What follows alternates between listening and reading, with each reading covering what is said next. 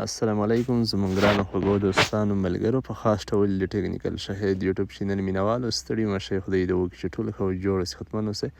ګرانو دوستانو ملګرو زموږ نننۍ ویډیو کې یوه ډېره مهمه موضوع ده، هغه د وطن تلویزیون مشکل حل کول دي. ډېر ملګري د همدې ستونزې سره مخامخ دي چې وطن تلویزیون کار نه کوي. نو زه تاسو ته په نننۍ ویډیو کې مکمل طریقه چې څنګه وطن تلویزیون بیرته فعال کولی شو. تاسو ویډیو سټیپ بای سټیپ وګورئ. نو تاسو به راشئ ملګرو خپل تلویزیون ته، خپل تلویزیون به چالان کړئ، ډیش ټي وي ته به لاړ شئ. زه راځم اوس تاسو ته طریقه ښایم مرحله په مرحله. ما خپل تلویزیون چالان کړ، تاسو وینئ دلته وطن تلویزیون تاسو په عملي ډول وینئ چې دلته کار کوي 100%.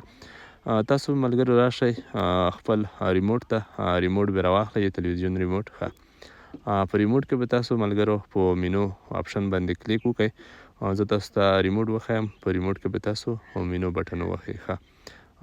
دلته به تاسو مینو بټن ولټوئ، فانې به کلیک وکړئ.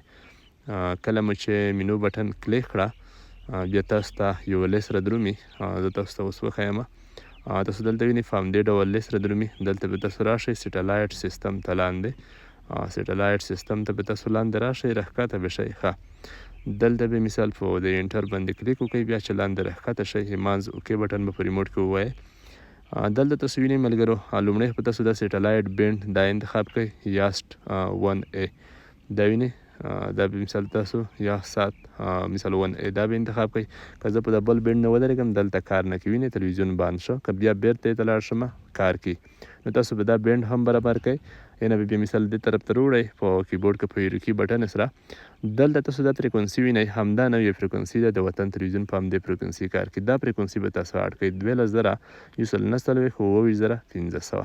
دا څنګه اډ کوای شو؟ تاسو به راشئ مثال لاندې د سکرین وینئ یوه ایډیټ بټن ده شنه د بیخ کې یوه اډ ده چې په هر یوه کلیک وکړئ تاسو د فریکونسي اډ کوای شئ. تاسو سره هلته مثال د ایډیټ ښه نه راځي. دلته په کیبورډ کې به تاسو هماغه رنګ بټن ولټوئ، شین رنګ. موږ په ایډیټ نه کلیک په همدې کې ایډیټ کو مثال یې ښیم.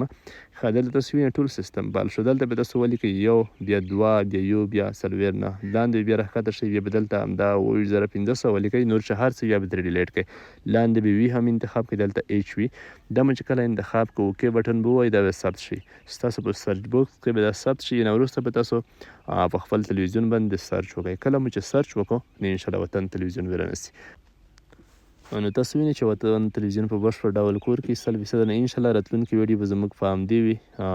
همدا طریقه مو خدای دې وکړي چې زده کړئ په دې نه پوه شوي وئ چې څنګه مثال موږ د ریسیور ډیش کسا لګولی شو، څنګه مثال هغه برابرولی شو. ټوله طریقه به زه تاسو ته ښایم مرحله په مرحله، سټیپ بای سټیپ.